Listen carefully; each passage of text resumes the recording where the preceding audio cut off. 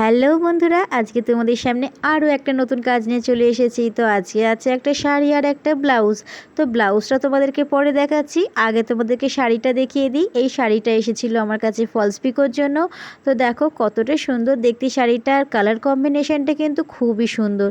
তো এইটা হচ্ছে শাড়ির আঁচলটা, আর আঁচলটার কম্বিনেশনেই কিন্তু ব্লাউজ পিসটা দেওয়া রয়েছে।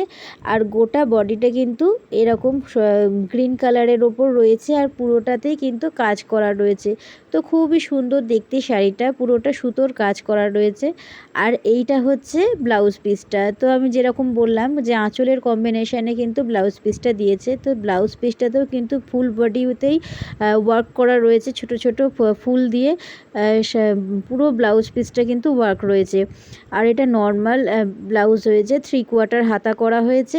আর যেইটুকুনি পাড় ছিল তো সেই পাড়টাকে পিঠে এবং হাতে দেওয়া হয়েছে, আর পেছন দিকটা কিন্তু পান গলা করা হয়েছে।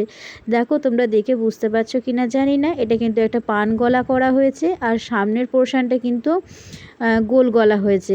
তো ব্লাউজটা দেখো কীরকম হয়েছে সেটা কিন্তু তোমরা অবশ্যই করে আমাকে কমেন্ট করে জানাবে। আর ভিডিওটা ভালো লাগলে পরে একটা লাইক করে দিয়ে শেয়ার করে দেবে, আর চ্যানেলটাকে সাবস্ক্রাইব করে দেবে। তো আজকের মতন ভিডিওটা এই পর্যন্তই, দেখা হচ্ছে পরের ভিডিওতে। টাটা।